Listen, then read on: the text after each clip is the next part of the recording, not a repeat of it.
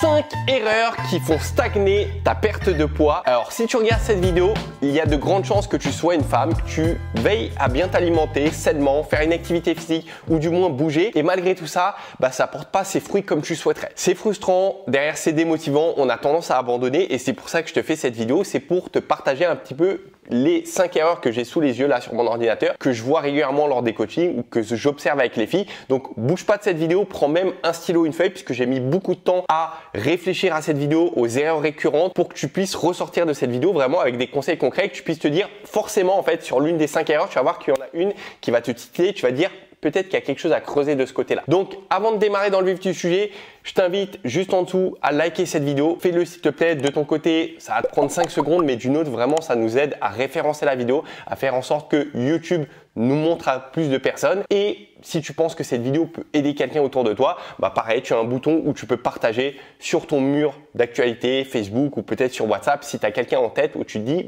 cette personne est un peu dans ce contexte ou du moins cette vidéo pourrait l'aider. Je te remercie par avance si tu prends les 5-10 secondes pour le faire. Maintenant, rentrons dans le vif du sujet. Tu as ton stylo, ta feuille et la première des erreurs que je voulais te partager, c'est de penser que faire plus, c'est mieux. À 18 ans, pile poil d'ailleurs, puisque j'avais obtenu mon bac, j'ai investi dans une salle de sport. Donc je mets un petit peu les économies que j'ai fait et en fait à ce moment-là, j'avais une motivation tellement grande et j'avais du temps parce que jeune adulte, il n'y a pas de grands, on va dire, soucis ou de choses qui prennent beaucoup de temps et en fait, j'allais chaque jour à la salle de sport pendant 2 heures. Mais vraiment chaque jour. Je m'investissais à fond, mais à ce moment-là, en fait, pour remettre le contexte, c'est que j'avais du temps de bien manger, de récupérer, j'avais que ça un petit peu à faire. Donc en fait, par rapport à toute l'énergie que je fournissais, j'avais de faibles résultats. Mais j'avais quand même des résultats puisque à force d'aller tous les jours à la salle de sport, forcément, il y a quelque chose qui se passe. Aujourd'hui, c'est pas forcément ton contexte et c'est pas le mien non plus. C'est-à-dire qu'on a beaucoup moins de temps, on a plein d'occupations, des responsabilités, tu as peut-être tes enfants, tu as le travail, bref, tu as la tête comme ça. Et aujourd'hui, en fait, ce qu'il faut se dire, c'est que si tu as un rythme effréné, où tu t'entraînes 5 fois, 6 fois, 7 fois par semaine, eh bien, il faut que ta récupération suive derrière, au niveau du sommeil, au niveau de la stabilité de ton cortisol, c'est-à-dire le bien-être, pas trop de stress, pas trop d'angoisse, une bonne alimentation, tout ça doit être optimal pour que tu puisses, un peu comme une sportive de haut niveau, pouvoir récupérer par rapport à tes entraînements. Sauf que ce que j'observe, c'est que c'est très rarement le cas. Donc, vaut mieux de ton côté te dire, ok, je vais faire mes 3 séances de sport parce que c'est ce qui me convient par rapport à mon timing, ma récupération, parce que en fait, ce qu'il faut bien prendre en compte, c'est que si aujourd'hui tu as un rythme effréné, ok, sur le court terme, tu vas pouvoir tenir ça 1 semaine, 2 semaines. Sauf que sur le moyen long terme, ce qui va se passer, c'est que ton corps va se fatiguer. Derrière, au niveau de tes séances de sport, tu vas moins te donner et il y a une fatigue qui va s'installer. Donc, fatigue chronique, derrière inflammation du corps, blocage de la perte de poids, reprise de poids. Chose que je vois de manière classique. Donc, il vaut mieux se dire, je fais 3 fois. Peu importe l'environnement, je sais que je vais pouvoir le faire et derrière, je sais que je vais pouvoir récupérer. Et d'ailleurs, petite parenthèse, par rapport à ce côté stagnation, un petit peu la vérité, c'est que très souvent, lors d'une phase de perte de poids, on est amené à stagner. Mais avec le 5e des facteurs que je vais te partager, tu vas voir qu'on va pouvoir l'anticiper, cette stagnation. Je vais te partager une notion intéressante. 2e des erreurs, c'est de négliger ton stress et ton sommeil. Pareil, à une époque où j'étais dans une salle de sport, donc c'était pas mal d'années plus tard, quand j'avais déjà effectué ma transformation physique de 2011, donc c'était quelques années après, peut-être 2012-2013. En fait, je suis dans ma salle de sport et donc il y a des personnes avec qui je vois régulièrement et on discute. À ce moment-là, en fait, il y avait un compétiteur de fitness. Donc pour remettre un petit peu le contexte, que tu puisses comprendre, une compétition de fitness, on se prépare, on va dire 2 à 4 mois au préalable pour avoir la meilleure forme possible sur le podium le jour J. Et en fait, ces préparations sont très difficiles d'un point de vue mental, physique. Et en fait, c'est vraiment, faut être dans un environnement propice pour apporter la meilleure forme possible. C'est-à-dire au niveau alimentaire, faut tenir l'activité physique. Et justement, ce qu'il m'avait partagé, c'est qu'au niveau du côté stress, angoisse, il fallait être dans un bon timing. Puisque si tu es dans un environnement où tu es stressé, ce qui va se passer, c'est que le cortisol est stimulé, rétention d'eau, derrière tes entraînements sont moins pertinents, la récupération est moins pertinente, le sommeil est impacté et tout ça fait en sorte qu'en fait c'est un peu un effet boule de neige où derrière le stress aussi va aller grignoter ta motivation et à la fin de la journée tu te retrouves à avoir beaucoup moins d'énergie à dire oui à ton sport et à dire non à des craquages grignotages. Donc vraiment c'est un effet boule de neige qui a un gros impact. Donc c'est intéressant et tu as tout à gagner vraiment à aller t'intéresser, à mettre du temps, de l'énergie à travailler sur ton bien-être, ta sérénité. Typiquement, à prendre 5-10 minutes dans ta journée pour aller faire un peu de méditation, faire de la cohérence cardiaque, peut-être aller dans la nature, te ressourcer, sortir un peu, être en contact avec des animaux, peu importe chacun à sa manière, peut-être dessiner, faire des activités un petit peu manuelles qui te font sortir un peu de cet état où on est tous un peu dans ce cas de figure où le côté personnel, professionnel nous travaille régulièrement. Donc c'est important qu'on ait ces activités physiques et vraiment j'insiste dessus que tu as tout à gagner et il ne s'agit pas seulement de là dans les phases de perte de poids, mais dans ta vie de manière globale, c'est une super habitude de se dire je vais aller creuser dans ce sens-là. Ça, c'est la deuxième erreur que je vois, c'est de négliger ce côté stress ou sommeil qui ont vraiment une partie super importante au niveau de l'homéostasie aussi des hormones. Troisième des erreurs, c'est de ne jurer que par les calories. En théorie, c'est vrai, c'est que pour perdre du poids et des graisses, il faut être en déficit calorique. Donc ça, c'est ce qu'on va veiller à faire, sauf que dans la pratique, c'est pas forcément toujours vrai. C'est-à-dire que tu peux être en excès calorique et réussir à perdre des graisses, comme à l'inverse, tu peux être en dessous de tes besoins caloriques et malgré tout perdre en poids, ok, mais gagner en graisse. Je répète, tu peux être en déficit calorique, c'est-à-dire manger moins que tes besoins, perdre en corpulence, c'est-à-dire sur le poids, par exemple, tu passes de 70 à 69, tu as perdu du poids, sauf que tu as gagné en graisse. Ça, c'est ce qui est possible parce que, en fait, justement, tout n'est pas qu'une question de calories. Donc, les macronutriments et leur répartition ont leur importance et tous les autres aspects que j'ai un petit peu évoqués pour faire en sorte qu'on puisse perdre de manière convenable. Donc toujours avoir à l'esprit, ok, les calories c'est une chose, on veille à être en dessous, à bien les gérer, sauf qu'il y a d'autres aspects, notamment, voilà, la quantité que tu mets dans ton assiette et la source qualité d'aliments que tu vas mettre évidemment. Quatrième des erreurs, c'est de faire du draconien, c'est-à-dire avoir une alimentation typiquement, ce que je constate régulièrement, soit sans glucides, soit sans graisse, soit très faible en calories. Et moi, ça me rappelle justement de 2000, on va dire 5 grosso modo à 2011 où je fais ma transformation physique, même si en réalité ça a duré plus longtemps. Mais c'est dans ces phases-là où je fais beaucoup de tests au niveau alimentaire et je fais des phases comme ça où pendant plusieurs semaines, plusieurs mois, et ben, je vais m'alimenter de manière très difficile. C'est très douloureux puisque ça impacte le mental, ton humeur, ton quotidien puisque tu t'isoles un petit peu des autres. Tu ne vas pas au restaurant. Enfin, à l'époque, j'allais pas au restaurant puisque j'étais jeune, j'avais pas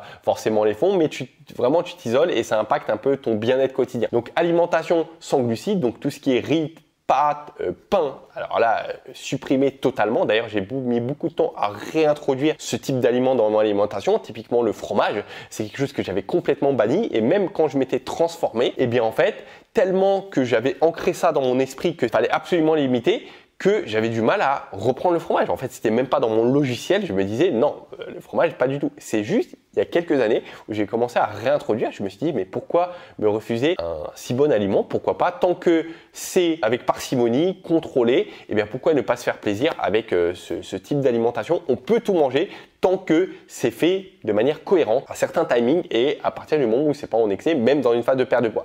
Donc vraiment, l'une des grandes erreurs que tu pourrais faire, c'est de faire quelque chose qui va être drastique, que ce soit au niveau de calorique, au niveau de ton alimentation. Donc il y a différents types de régimes à la mode, donc des régimes typiquement que à base de soupe, que à base de pommes, bref des régimes qui sont monodiètes un petit peu.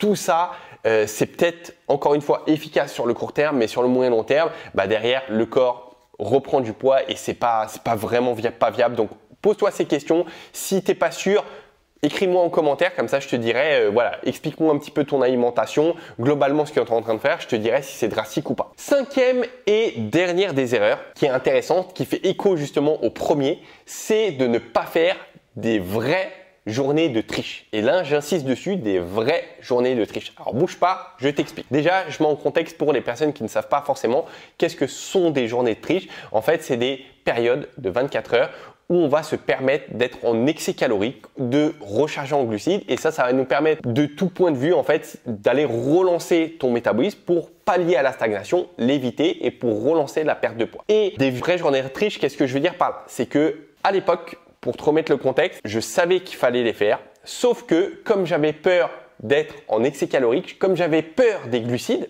parce que rappelle-toi, je faisais quelque chose de drastique, donc j'avais peur des glucides, je les fuyais. Je faisais des journées de triche, mais qui en réalité n'en étaient pas réellement. C'est-à-dire que je mangeais un petit extra, ok.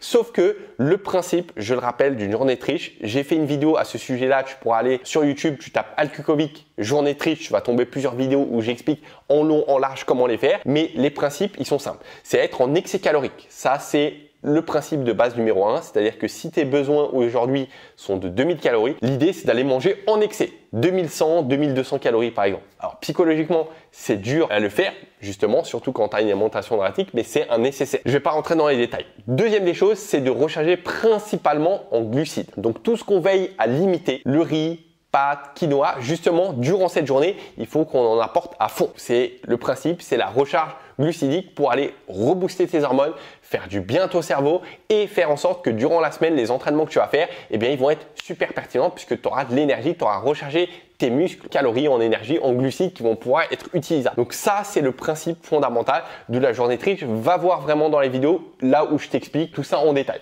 Donc pour récapituler dans cette vidéo, j'aimerais que tu te poses la question, ok, sur lequel des points tu fais une erreur ou il y aurait peut-être quelque chose à creuser. Premier, est-ce que aujourd'hui tu fais pas un peu trop d'entraînement? Est-ce que tu remarques que peut-être au bout de 3 semaines, eh bien, tu commences à fatiguer tes entraînements, tu es démotivé? Ça, c'est des petits signes qui nous indiquent que éventuellement, soit il faudrait que tu aies une meilleure récupération, soit il faudrait que tu diminues un petit peu la fréquence de ton activité physique. Deuxième des choses, est-ce que aujourd'hui, tu n'as pas tout intérêt à faire une activité pour aller sur le terrain de la sérénité, du bien-être? Donc peut-être qu'il y a d'autres aspects à travailler, mais essaye de te trouver un créneau horaire, peut-être le week-end où tu consacres 10 minutes, 20 minutes à évoluer sur ces aspects-là puisque tu vas être gagnante sur tout point de vue. Troisième des choses, est-ce que aujourd'hui tu te concentres principalement que sur les calories? Si la réponse est oui, alors il y a de grandes chances que tu as tout à gagner à aller explorer d'autres éléments.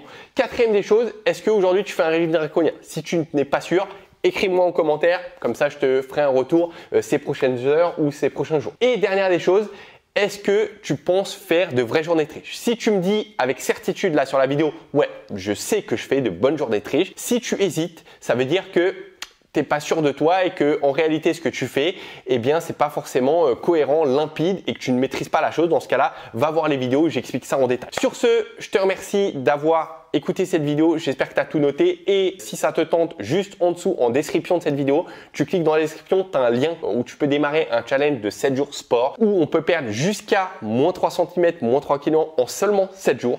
Tu vas voir, pas de draconien, on applique juste des principes fondamentaux. On fait une activité physique juste 5 minutes par jour. Alors ça te paraît pas grand chose, mais tu vas voir qu'il y a différents niveaux et que ça peut être très intensif et tu vas voir que derrière ça a porté ses fruits. Tu rejoins également une communauté de plus de 90 000 femmes. Donc tu peux cliquer juste en dessous, il te suffira de cliquer sur la page sur laquelle tu seras redirigé, ton prénom, ton email et tu reçois directement le jour numéro 1. Donc je te dis à très vite dans le challenge et n'oublie pas ma chère, que ce soit dans ta perte de poids ou dans ta vie, on te lâche rien. Ciao!